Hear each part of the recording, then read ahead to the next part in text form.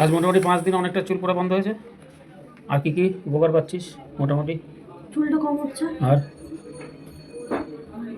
আমি বলি মেলা বাড়িতে গিয়ে আয়নাটা দেখবি মুখের গ্লেজ বাড়ছে। হ্যাঁ, হ্যাঁ আমি বললাম না কেন তুই চুলের সমস্যা দিনে চুলটাই মাথার মধ্যে ঘুরছে, কিন্তু এর সঙ্গে সঙ্গে তো মুখ যেখানে যেখানে পড়বে এইগুলো স্কিনগুলো কমেছে। এগুলো কমেছে। বিউটি পার্লারে গিয়ে আর্টিফিশিয়াল বিউটি হয় মানুষের, আর এটা ন্যাচারাল বিউটি হয়। বিউটি পার্লার তোকে কোনো দিন যেতে হবে না। তোর সেলগুলো যেগুলো ড্যামেজ হয়ে যাচ্ছে অটোমেটিক ওটা রিসাইকেল করে নতুন সেল হবে। নতুন সেল হলে স্কিন দেখবি গ্লো, মুখটা ভালো করে লক্ষ্য করবি কালো স্পটগুলো চলে গেছে। তারপরে পেটের ইয়ে, তারপরে হয়তো তোর দেখবি মেমোরিটা বাড়ছে, কিছুদিন পরে দেখবি স্মরণশক্তিটা মনে থাকতো না ওটা বাড়ছে।